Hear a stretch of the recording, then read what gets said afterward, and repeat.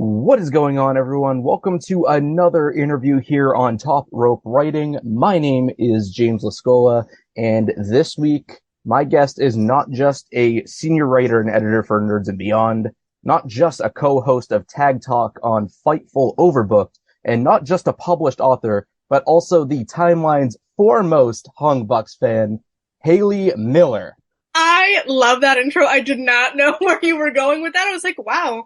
Like, I love hearing all these things about myself because sometimes I feel like I'm like not that cool or like accomplished. And then you added the hung bucks in here and I'm taken aback.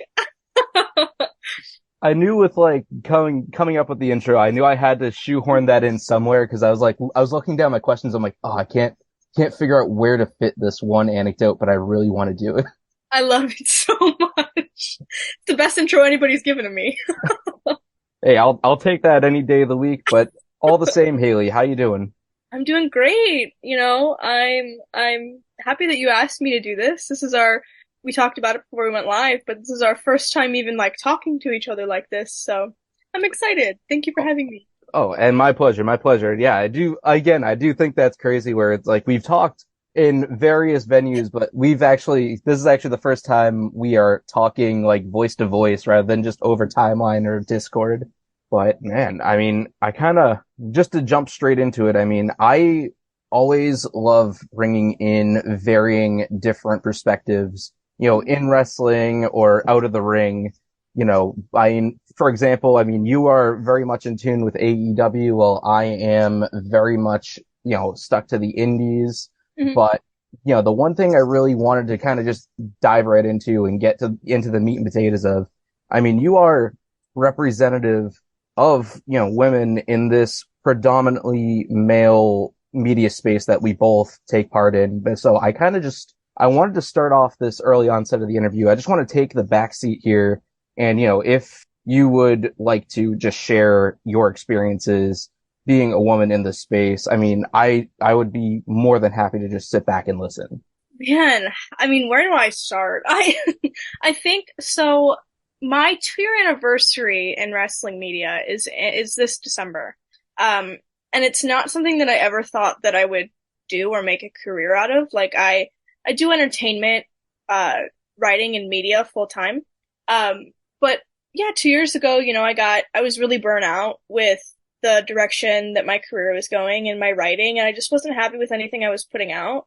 And I was like, well, I started watching wrestling full time again, and I was like, maybe I can just like start writing about it. So I did, and I found my passion for writing again through wrestling. And then I just decided, I'm really gonna take this chance on myself, and if it doesn't work, it doesn't work, but you don't know until you try.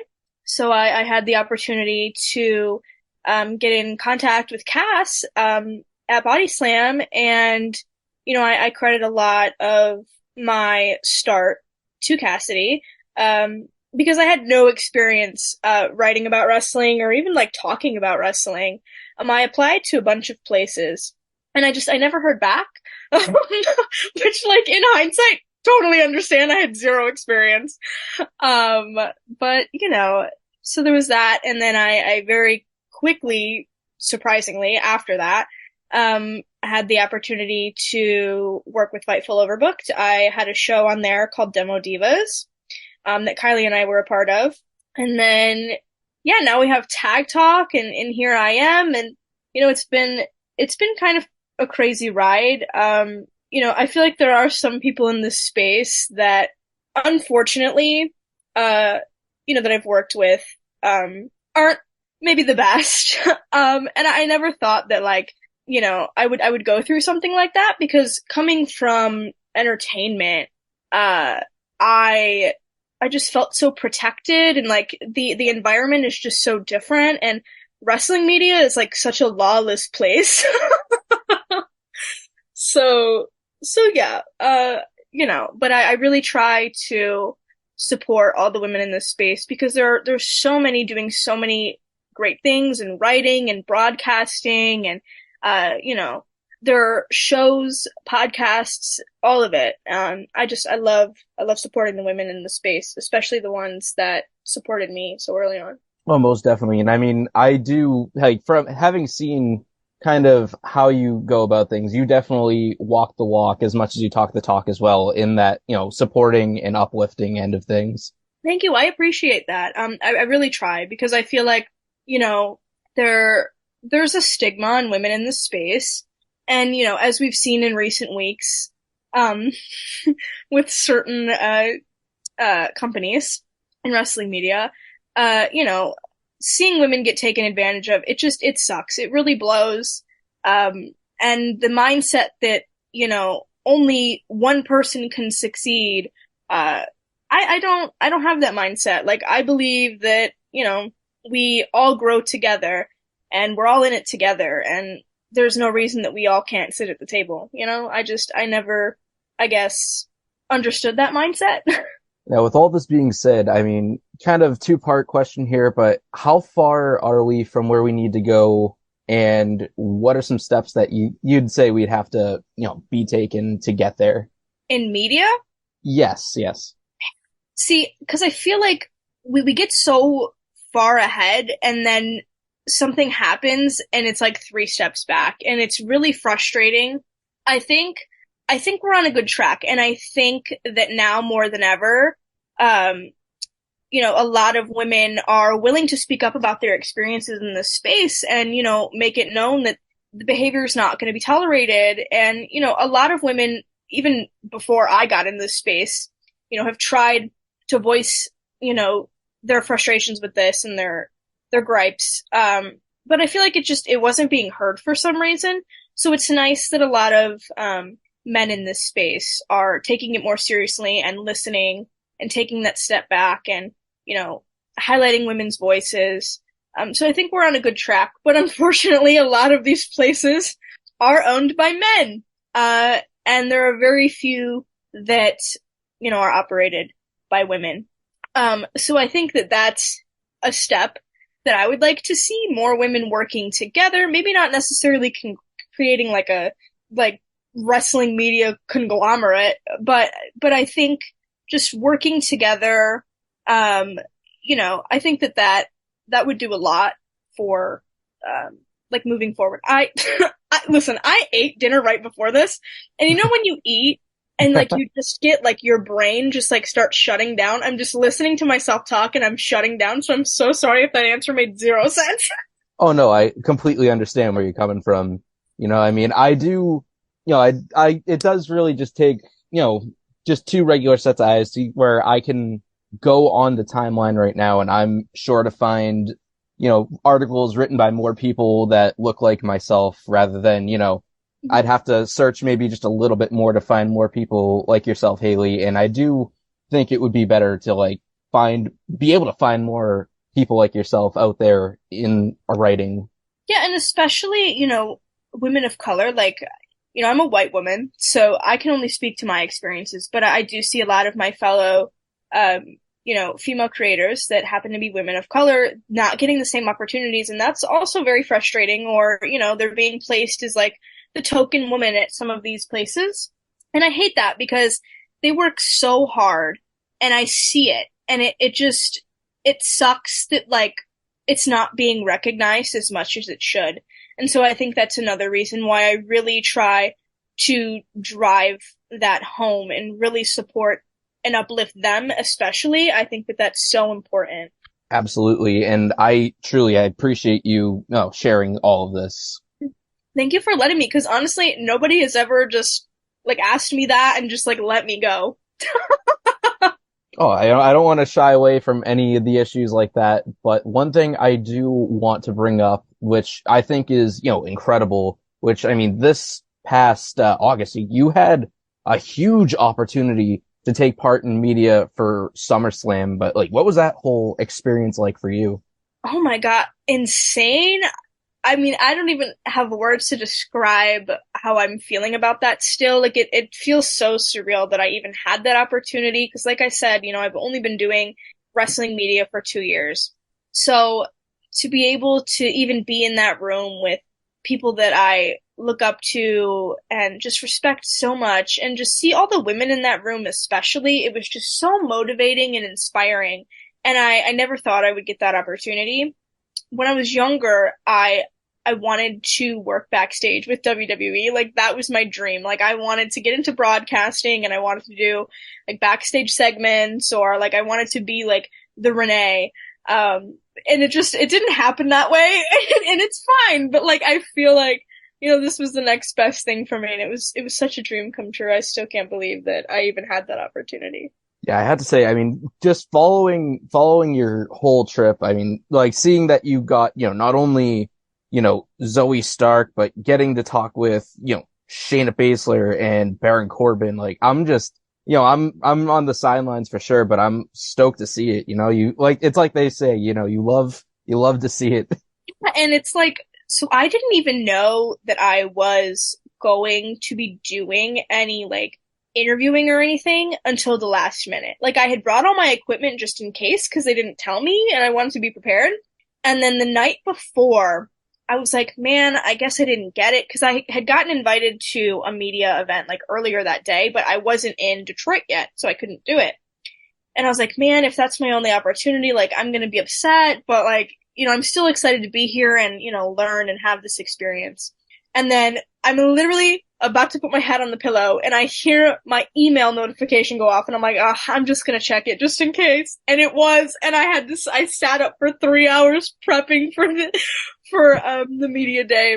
And just, I did not think that was gonna happen. And then, I got there and I was like a fish out of water because I had never done anything like that before. Like normally my interviews are, over Zoom or whatever. And, Sean was really supportive, and really helpful. And, I can't thank him enough for everything that, he and his wife did for me that weekend.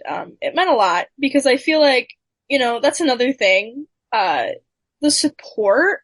I think it's so important to support, women in the space. Like, I feel like a lot of people kind of just push us and are like, okay, like, go and like do your thing. But like sometimes you don't have that experience. And so it was nice to kind of see him work and learn from him and, get advice and all that kind of stuff. Oh, most definitely. And I mean, being in the media room, being in the press box, I mean, overall though, this whole SummerSlam trip for you, what was your highlight? Oh, my highlight. Honestly, I have two. Media wise, talking to Finn Balor like that was a dream come true for me. I love Finn so much. And, as soon as he walked into the room, I left what I was doing and ran to his line. So I had the opportunity to talk to him. But non-media wise, just my overall trip, after the media day concluded, I was walking to the lobby with Liam from Comic Book, and it was just like, it was us two, and then a couple of other guys. We were all waiting for our Ubers, and then I kind of just got like drawn in with them, and we ended up taking this Uber to the Nike store and then just walking around downtown Detroit, and I do not know these men. Like, I had never met them or introduced myself, but for some reason I was like, yeah, I'm totally gonna spend the next like 2 days with you guys. And it was the highlight of my trip for sure. Like, I don't know. They're the best. Oh man, I mean, that could have either been a really fun time or a really interesting story, but either way, you'd get something out of it, I'd assume. And I don't know why, but part of me was like, just trust them, just go. And I'm glad that it worked out and it was fine. But yeah, Adam, Malcolm, Wilkins, they're great. I love them. Now, with this being your first time getting an opportunity like this, I mean, what would you have done differently for the next time? Which, I mean, I'm sure there will be a next time. Oh, I hope. What would I do differently? I think just not putting so much pressure on myself with my questions. Because I take pride in my interviews that I conduct. Like, I always want to ask things that, like, as a fan, I would want the answer to. I don't ever like to answer or like ask like surface level things, really. Mm. So I take a lot of pride in my questions, but I feel like I was putting way too much pressure on myself to, make them good and make them something that people would want to read and like, just really wanting to prove myself because this was my first opportunity. So I think that just not letting the pressure get to me. But I feel like now that I've got it out of the way and I have it under my belt, like hopefully next time I will not be as stressed and anxious. I know exactly what you're feeling. I mean, even on a smaller scale like this, like the first time I got to do an interview, it was prior to his WWE signing, but Carmelo Hayes when he was Christian Yeah. Casanova, like I was sweating for the before, during, and after of that whole thing. And I was like, oh God, I know I'm gonna stutter. I know I'm gonna flub. And it's like, umpteenth interviews later, you become a natural at it, I feel.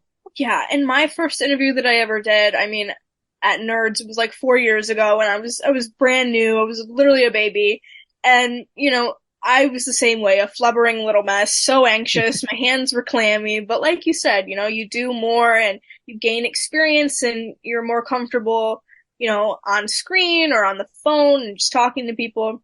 But yeah.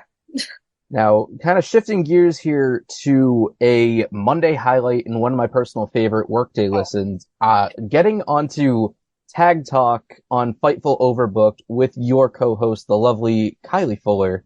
I mean, it's been such a fun ride over the past year plus. Like, how would you say personally that the show has developed over the past year or so? Well, thank you for saying that, first of all. Because I feel like a lot of people tell me that they watch the show, I just don't believe them.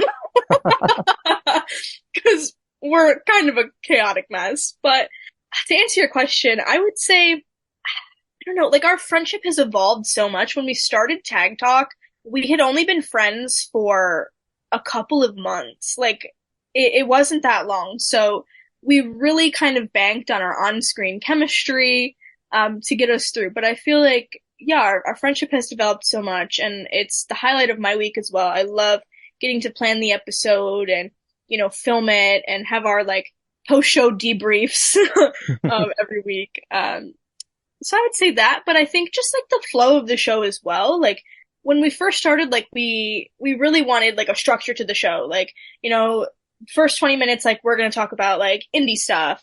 And then, we'll go into AEW, WWE, whatever. And like, that was great. But I feel like for us, because we both have ADHD, it just doesn't work out that way. So we kind of just like go with the flow, and whatever comes out, comes out. And sometimes, it's their news episodes. Sometimes they're, we'll talk about like storylines. Like we do a lot of stuff with the Elite, obviously. But like last Halloween, we did a really cool episode where we talked about like spooky tag teams, like our favorite spooky tag teams.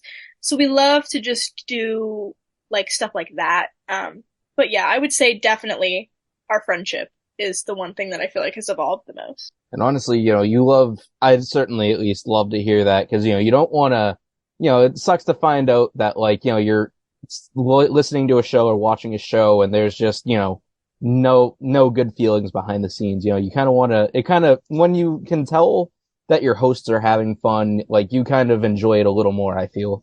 Oh, definitely. And, Kylie and I, before Tag Talk, officially started, like I said, we had, another show on Fightful Overbooked, and that, ended abruptly. And we weren't even sure we wanted to continue. And then we just decided, you know what? Like, we talk about tag team wrestling all the time to each other. This isn't something that, like, you see a lot. Like, there aren't a lot of shows about tag team wrestling. So we were like, why not just pitch this idea and, see what happens? And luckily, like, Jeremy and Joel, who kind of spearhead Fightful Overbooked, were like, absolutely. It's such a great idea. And they were all behind it. So I'm grateful for that for sure. Yes, I'm glad you brought up the pitch because I was actually going to allude to, I believe it was like the 1 year anniversary post you made talking about Mm-hmm. Tag Talk, where this was kind of like, your last effort with kind of this pitch. If it happened, it happened. If it didn't, I believe the implication is that you would have taken leave from the, wrestling media sphere, but where do you think you would have gone from wrestling if the pitch didn't work out? Probably back to entertainment, and I probably would have been so over it. Like, don't get me wrong, I love, getting to write and talk about like pop culture. but there's just something about wrestling that draws me in, and it has drawn me in for over a decade at this point. And I don't know, I just can't imagine right now, like, where I would be without wrestling.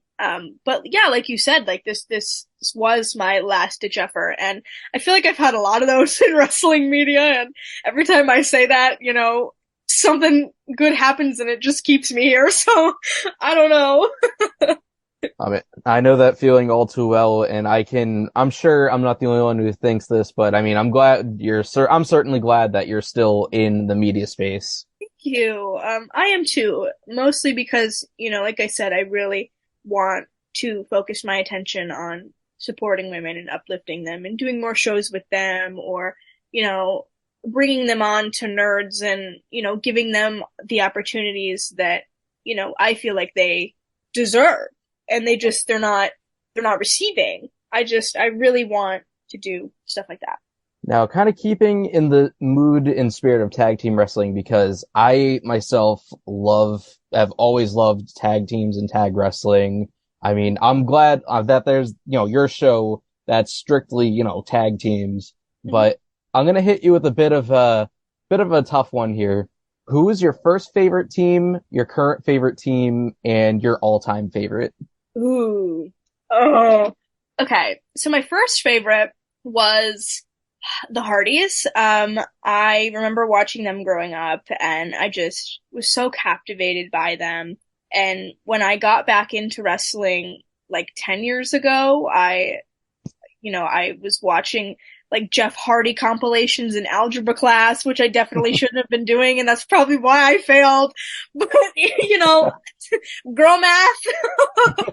um, but yeah, my first favorite is the Hardys. My current favorite, I mean, the Young Bucks. I feel like that's such like a obvious answer. Like everybody knows I love the Young Bucks. And my all-time favorite, man, that's hard because there's so many good tag teams. I'm gonna say Edge and Christian. Ooh. I don't know, just something about Edge and Christian, and watching them growing up, and I don't know, I love Edge and Christian. And selfishly, I hope that, we get to see that again. But who knows? Who knows? All right, I'm throwing myself in the seat with you there, Haley, but I mean, I'm kind of glad to hear that I'm not the Hardys are just like a gateway tag team. Like, you get that first hit of the Hardy Boys and it's like off to the races. And I think that's why I love the Young Bucks so much, because they're literally the Hardys 2.0. Like, don't get me wrong, I love, like traditional tag wrestling, but there's just something about the flippy stuff that just draws me in, and I just can't get away from it. Like, inject the flippy shit into my veins. Oh, can I swear? Oh, go right ahead. Okay. I mean, I asked before I said it, but we've already we've already passed the minute part for YouTube, so it's off to the races. Oh, perfect. But yeah, I'm in the same boat with you for Hardy's as like my first team, because I remember being a huge, huge fan of Jeff and having the figures and just throwing him down the stairs, doing the crazy stunts.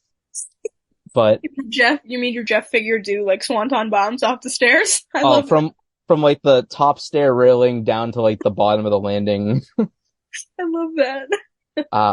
I'd say my current favorite, like, honest to God, I have to go with on the independent circuit, Violence is Forever, Kevin Koo and Dominic Carini.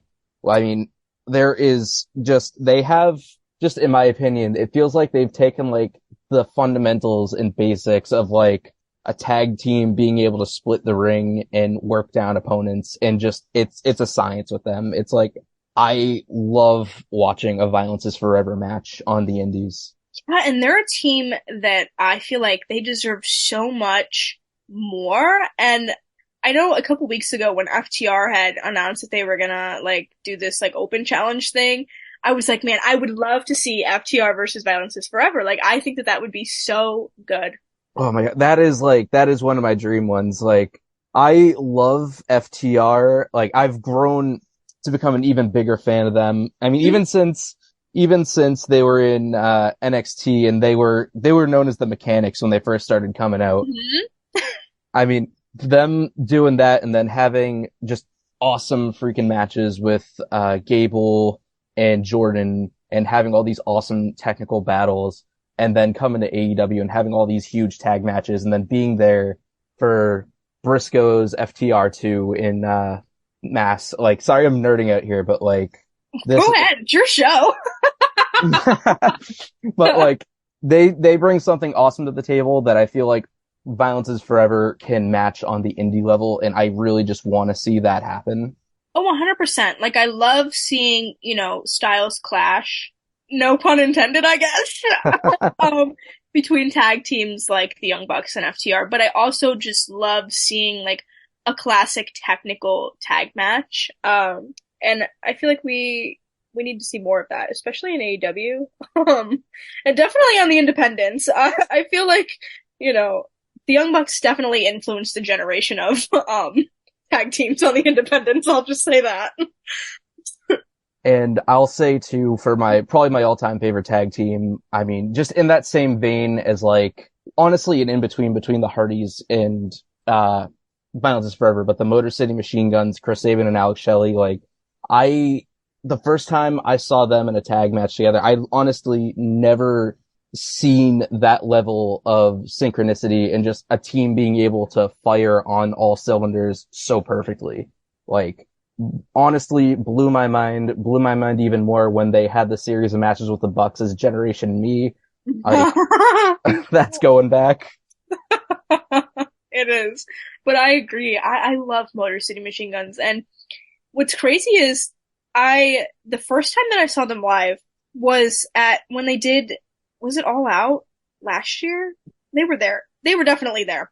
They did something. I don't know. That was like the first time I've actually ever seen them live, which is kind of crazy to say that because they've been around for so long. But I was nerding out the whole time. Oh man, I remember to date myself here. I think I was like maybe 11 at TNA Lockdown 2008 when they did Kurt Angle and Samoa Joe, but Mhm. they were in some like big tag team scramble inside a cage and they were doing all these crazy moves and I was like kind of bobbing my head trying to see through the cage wire trying to see all this craziness. I'm like, "Oh God, they're doing the big move. They're doing the flips and everything." I'm like, "I got to see this." I love that. It feels like such like a core memory too. I love that. Oh, absolutely. But kind of while we're still talking about tag teams and tag matches, would you could you sort of point to one tag match that you remember watching through your time watching wrestling and where you kind of realize like this is what tag team wrestling is? Oh boy. Ooh, you're putting me on the spot. I'm trying to think. There's so many, and like that's the problem because I have like lists of like my match of the years, and I can't. I'm trying to. I'm really trying to go back and think. I, While you're there's thinking, I can hit you with mine because it's so yeah, random. do it. So, really random. It was the opening matchup for the Great American Bash 2006. It was, Paul London and Brian Kendrick versus the team of Kid Cash and Jamie Noble, which is just, it's so random that this is the one match that I saw and was like, whoa.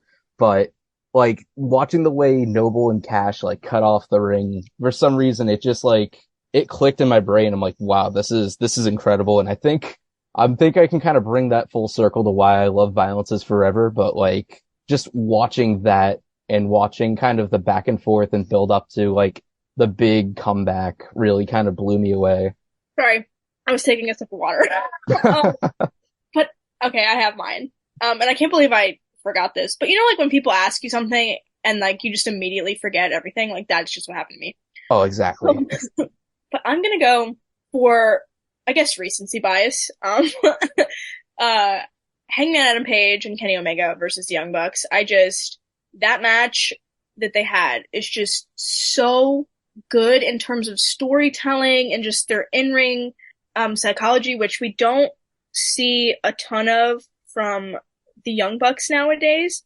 But I feel like there was just so much great storytelling in that match, and it's really when I was like, you know what, like I freaking love tag team wrestling, and I always had, but just kind of that solidified it for me. I feel like. Oh man, solid choice. And I'm gonna expose myself a little bit here, but I've still yet to actually sit down and watch that And match. you have tweeted about this once before, I think, and I think I got on you for it, and I said you need to watch it. I gotta like plant down and watch it because I swear there's at least like a dozen matches on my backlog that I need to like make time for. So good. I can't believe you've never seen it. But tag team wrestling aside, I couldn't go this whole interview without talking about an incredible opportunity you've had and being in print as the author of Eating with the Indies. Now, could you share a little bit about kind of when you were presented with this opportunity and your initial reaction to this opportunity? Yeah, so Steven, who, is the brains behind the operation, had approached me.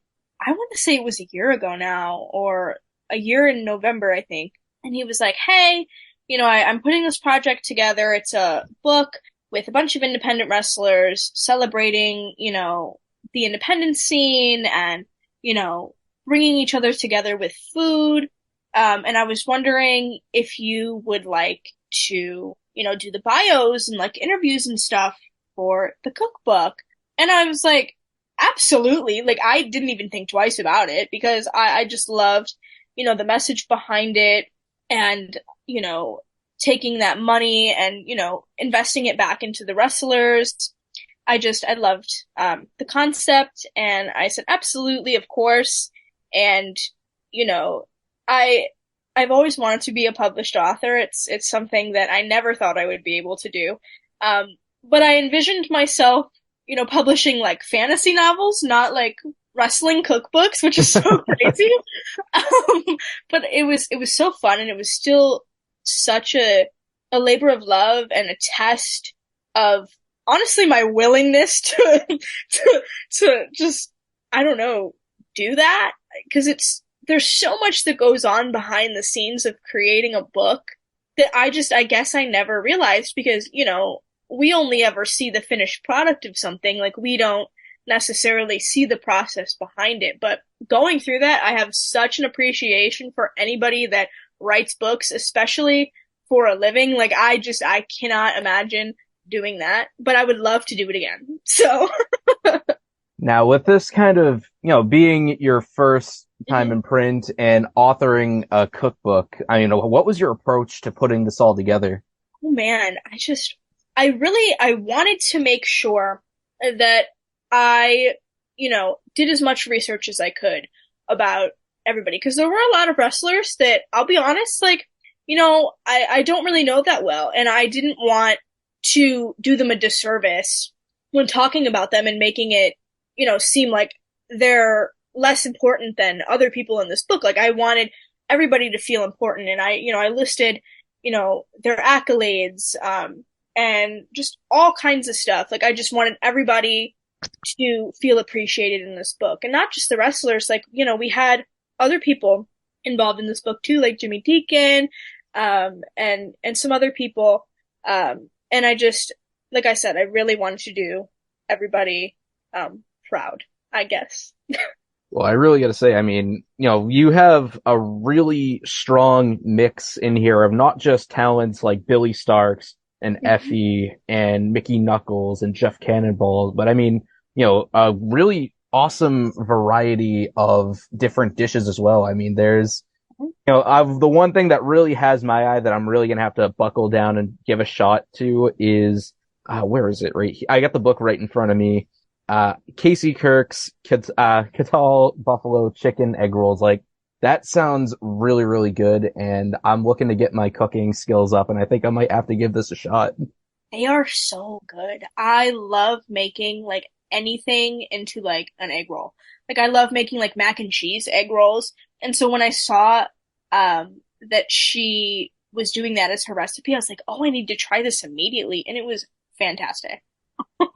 And I also, I thought it was really cool too, where, namely Tara Calloway and Jeff Cannonball, they had, vegan and non-meat options for this cookbook. So it really does feel like there is a little something for everybody to give a shot. Oh, 100%. And, I am plant-based. I am vegan. So I was really surprised to see that there were, fully vegan and vegetarian recipes or things that could be modified to be made that way, and people giving alternatives. I just thought that was really cool. But there's also desserts. Like there's a cheesecake. I believe it's Allison K. And I need to try it. I'm not great at making cheesecake, but I want to try it. Oh, and as a fellow cheesecake lover too, I love to ingest as much as I can, but I've never given one a shot at actually making it.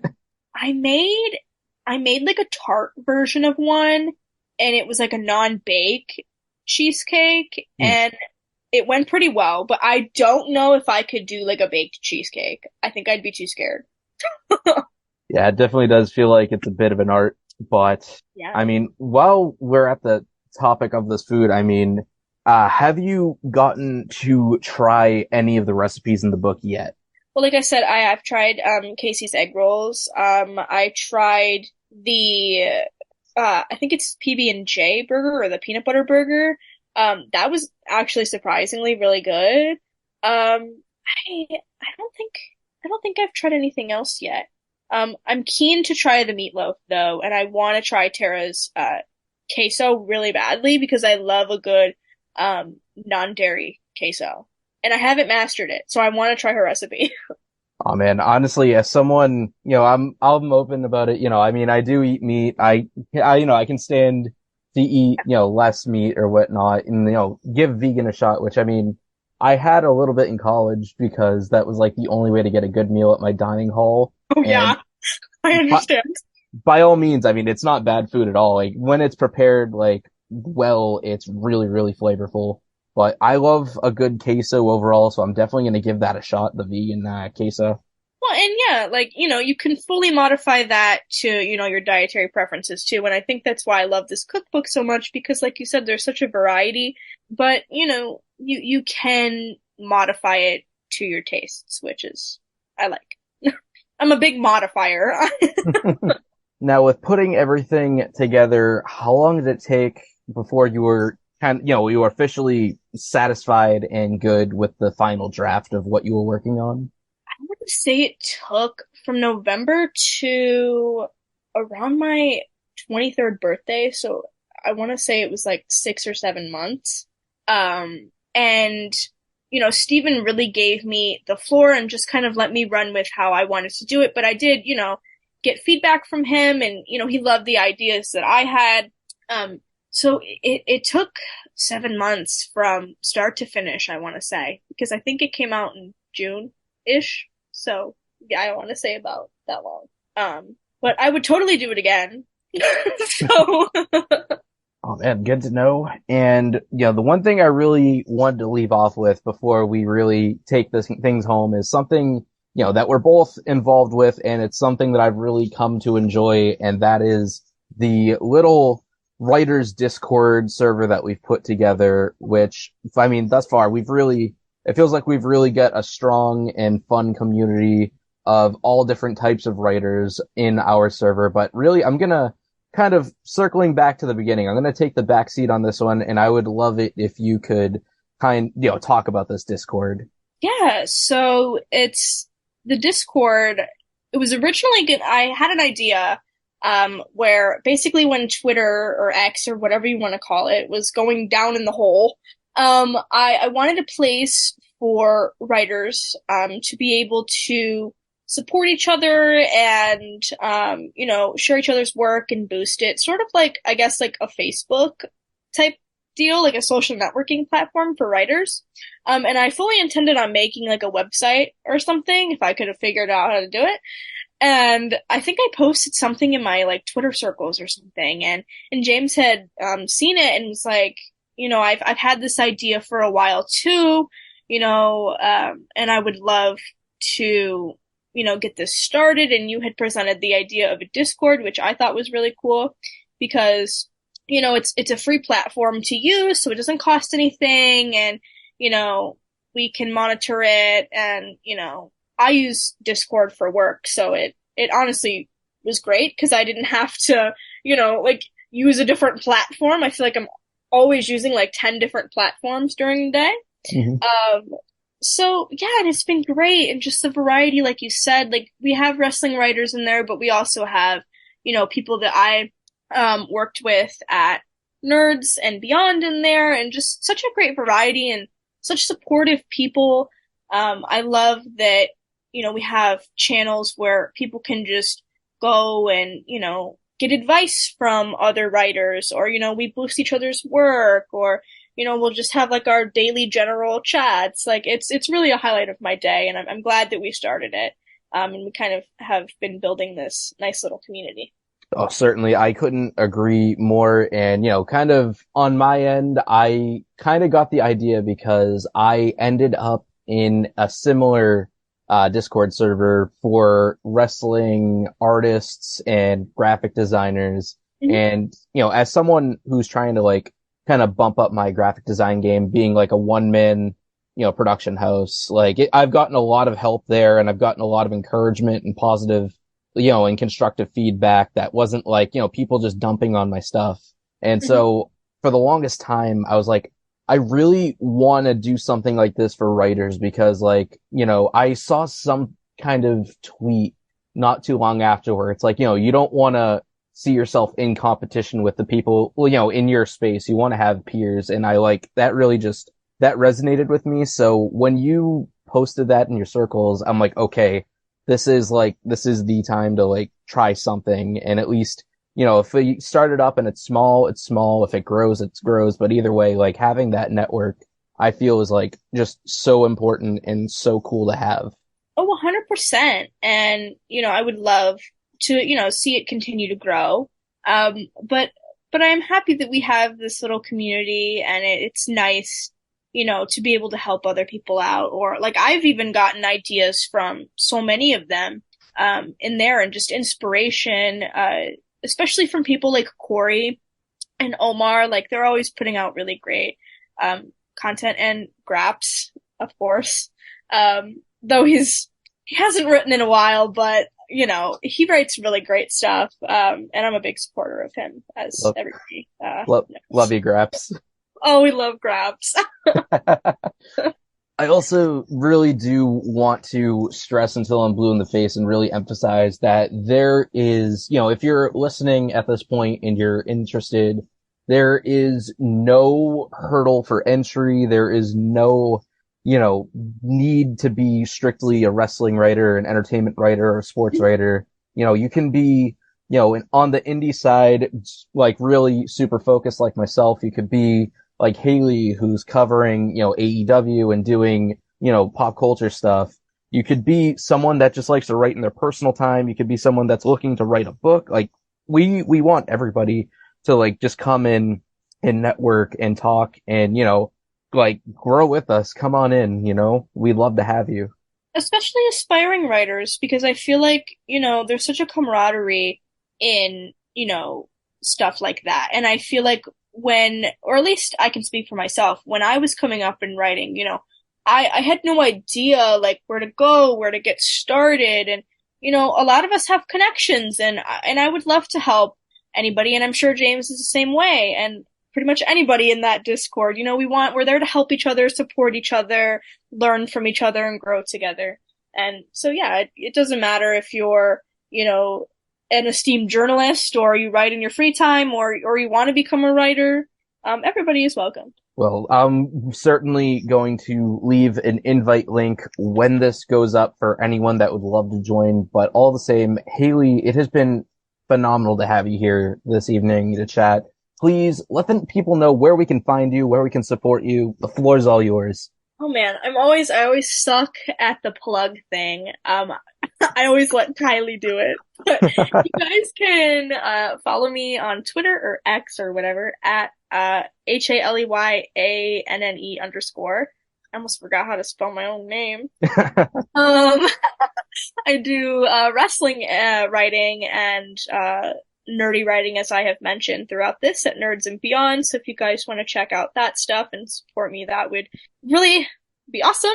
I also have a Substack called The Wrestling Muse. And there's another one attached to it where I do more like personal essay type writing. So if you're not into wrestling that much, or you just want to check that out, that's all linked on my Twitter.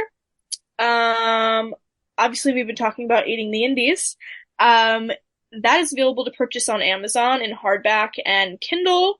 Um, what else? Oh, Fightful Overbooked. Yeah, I have Tag Talk on Mondays at 3 p.m. Eastern Standard Time. On Fightful Overbooked, we go live.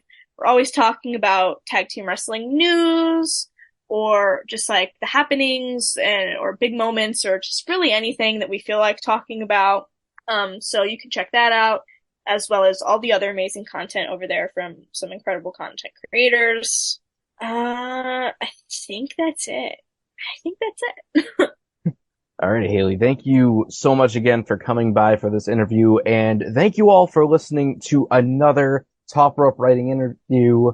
Please don't forget, if you want to read more from the world of Top Rope Writing, topropewriting.com for all our articles. And if you would be so inclined, please feel free to follow us on Twitter, X, whatever the hell you want to call it, at Top Rope Writing, Instagram at Top Rope Writing.